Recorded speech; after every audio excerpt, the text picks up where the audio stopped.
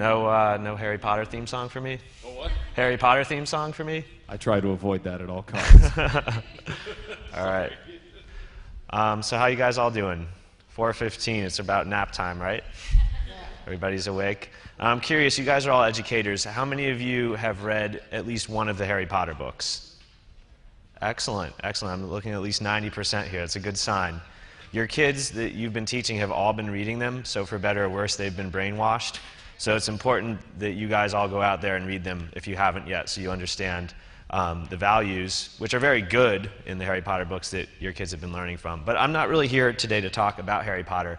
I'm here today to talk about something that I've been lucky enough to be a part of from the beginning that has really swept the nation and beyond, and that is a real-life version of the game Quidditch from the Harry Potter books. So it started in 2005. I was at Middlebury College in Vermont. I was there with my friend Xander Manshell. He was a roommate of mine on my hall. And one Sunday afternoon, he said, you know what, I want to try playing a real-life version of the game Quidditch, just totally for fun, on a whim.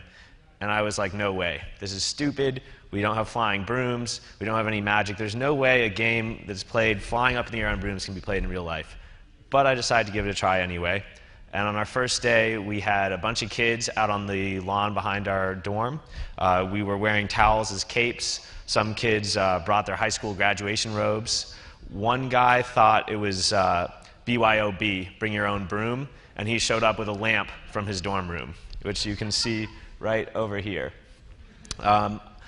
I'm going to go over the rules really quickly. If you don't understand, you can go on our website. It's internationalquidditch.org. The rule book is 60 pages long, so I'm going to condense it real fast. Basically, it's a 7-on-7 co-ed full contact game that is a cross between rugby and dodgeball. We have a kids version that is not full contact, in case you're wondering. And there's also a tag element, which is the golden snitch from the books. We had a World Cup our first year. It was very successful. It grew quickly on our campus. By the end of the first semester, we had 10 intramural teams and over 100 players playing regularly just within the first month. And then in 2006, in my sophomore year, I took over our small little intramural league and stayed more or less the same, except we had an awesome article in the Wall Street Journal. And this was the beginning of a fascination from the media with what we were doing, and it began to really create a positive reputation for our school by setting up Middlebury College as a place that was a place that fostered creativity and where students were able to try and create new things. In 2007, I was very inspired by watching the fourth Harry Potter movie that has the World Cup Quidditch scene as a real festival. And I wanted to expand this from more than just a little sport into a community event. We first started by recruiting a lot more freshmen. We recruited 300 freshmen out of the 600 entering the school that year into our club, just by being very aggressive at our club fair and by really using Harry Potter and Quidditch, which was something that resounded very strongly with our generation, to recruit a lot of people rapidly. And that allowed us to sell team t-shirts and raise more money, increase the production value. We organized our World Cup that year. We brought in all of the clubs from the school and made it a very collaborative event. We had student bands, student performers, people juggling fire. We even brought our hip-hop dance club in. Nothing to do with Harry Potter, but cool nonetheless. And we promoted it heavily within the community. Middlebury, the town of Middlebury is very small. School has 2,000 kids. The town has 6,000. So we went out, we went to the libraries, we went to the community centers, we put up posters in the local businesses, and we probably had around 1,000 people out at this event. And also the first other college team came. One of my friends at Vassar College put together a team and brought his team. And this was the first time 2 colleges had ever played in an intercollegiate Quidditch game before. And USA Today wrote this huge story on it. Collegiate Quidditch takes off. Front page of the Life section. And before we knew it, we had hundreds of people sending us email addresses from all around the country, schools all over the place, all saying, how can we do this? What are the rules? How do we play? We want to start teams. And we realized that there's a lot of demand for this and that we weren't really prepared to do this because up to this point, we hadn't even written down the rules yet. Another side story to the USA Today article is that in the article, I think it was either me or someone else was quoted as saying that we were going to organize a road trip in the spring where we'd go around and tour the Northeast and share the sport with other schools. And I don't know who said that or why they said that, but because they printed it, we decided that we'd have to do it. So we organized a road trip, and we went to 7 schools in 7 days, but all in the Northeast. We put on demo matches. Here you can see Vassar College, Columbia, Dartmouth, and there was a media storm. We were in ESPN, we were in CBS, we were on the Boston Globe, we were on MTV. I highly suggest you go look at these videos, they're hilarious. This is the anchorman, David Price, dressed up as a snitch, all in gold, running around on Amherst's quad when it was below freezing and snowing in hail at 7 a.m. because it was a live shoot. These are some shots. This is Rondé Barber, Tiki Barber's brother, on ESPN, dressed up in Hogwarts clothing, talking about Quidditch. And our school, Middlebury College, was recognized by PR Week magazine. They awarded us honorable mention for PR event of the year, and we beat out, I believe it was Nestle, KFC, and Target, which are companies spending hundreds of thousands of dollars on their marketing. And with $3,000 and 17 college kids, we put on what the PR industry dubbed one of the best PR events of the year for our school. So that set us up well for 2008. We organized a World Cup that was a little bit more professional. We set up a website. We had our first international team come, McGill, from just 2 hours away in Canada, but nonetheless international. And we upped the ante on our festive atmosphere. We brought in owls from a local science center near the school. We had our chemistry professor come and use tanks of nitrogen to make fireballs. We had our school's juggling squad come and put on a performance as well. So again, we really effectively leveraged the talents and people in our community to put on an event that brought everyone together. And we had more people than ever. There were at least 2,000 at this event.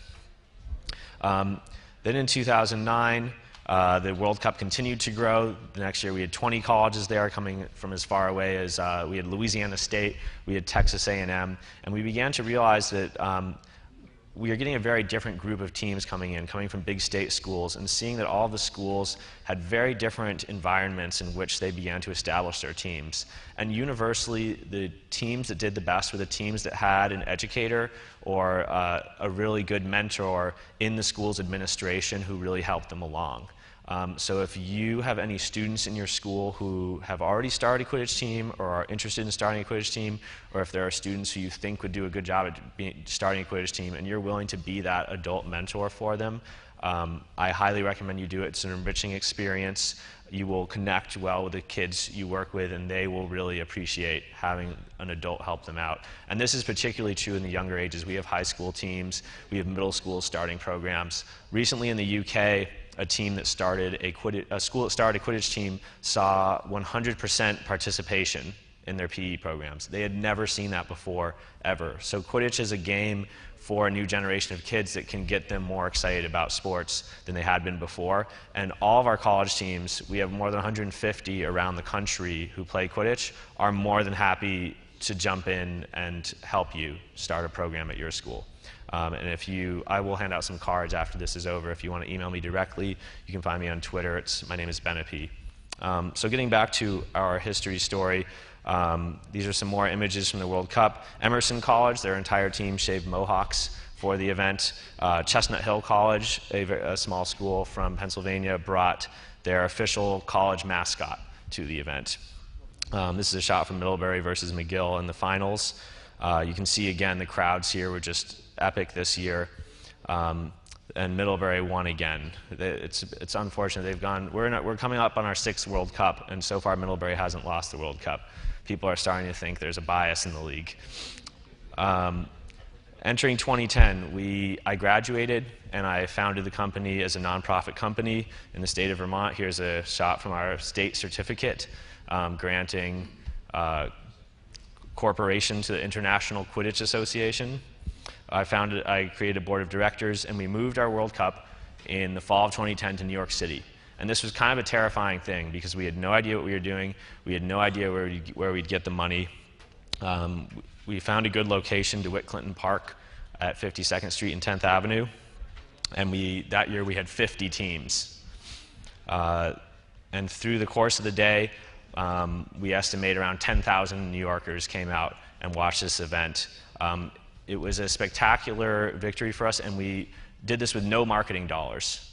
All of our marketing was through social media. We really focused on our Facebook event. And when you create a Facebook event, you can't just create it and drop it out there. You need to really actively leverage your community to just keep telling them, invite all your friends, invite all your friends, invite all your friends. It was very simple. By the end of the event, we'd had over 50,000 people invited to our simple Facebook event, and that really brought everyone there. Moving into 2011, we had our first intercontinental match with a team from Finland who came to tour the Northeast. We moved into our first office space. We had regional championships all around the country. This is a shot from the Swamp Cup in Gainesville, Florida. We released our first magazine, now called Quidditch Quarterly. And we began preparing for our World Cup in 2011, which was at Randall's Island. The event had grown massive by this point. We had 96 teams coming, over 2,000 spectators. And here's a shot from the event. We moved it into a ticketed event, and we were really nervous what happens when we start charging people money for this, but we still sold 9,000 tickets, again, using only social media. And because we had such a dedicated group of players, because we had these people who would come together and spend time together in real life, they were very committed to this cause and very willing to be ambassadors for us on social media and really spread our brand. So it's not just social media, you also need to have the people. You need to really sort of have a miniature army of people who can work on the social media channels for you. Here's some more shots from our event. We used Icon Stadium. It's a big track stadium out on Randall's Island for our championships. Middlebury, unfortunately, for everyone else. I go there, so I was definitely happy for them. They won again. So now we're up to this date more or less in 2012. I spent the last spring traveling around the country, going to as many events as possible. This is from the Western Cup in LA. I went to the Lone Star Cup in Texas. I've been to events in Utah and Florida. And we also went to Oxford a couple of weeks ago as part of the Oxford torch lighting ceremony. As the torch traveled around England, we put on a demo match between a team from Australia, France, US, Canada, and of course the hosts, United Kingdom. We had our first leadership convention in Chicago, where we brought captains and leaders from all around the country. And now we're planning our next World Cup, which is going to be in Kissimmee, Florida, next April. So that's the story of the IQA. I'm going to hand out some business cards right now, which you can just pass around if you want to email me directly. Thank you very much. If you have any questions, you can grab a card from me, or you can reach me on Twitter at Benepe. I still have about a minute left right now. Does anyone have any questions?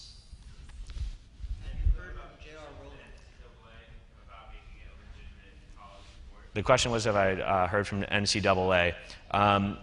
There's definitely teams in our league who want to become part of the NCAA, but it's a really lengthy process. You have to have letters of petition from 50 athletic directors of universities. And although we're very popular as club teams, athletic directors are a little bit lukewarm on us right now. We've not been contacted by J.K. Rowling, but early on in the process, we proactively went out and talked to her agency, her literary agent, and they're pretty cool with what we're doing. They like that it's youthful and fun. We're also a nonprofit company, and it's getting kids outside and getting them exercise and making friends. All the way in the back. How do you maintain intellectual property to make sure these clubs aren't performed in places you don't get credit? Well, you know what? You can be a lot more successful when you're not concerned with who's getting credit. But that's what I always say. But we do our best to serve our teams, and we organize the largest events, and we have the biggest network, and teams tend to come to us for the most part.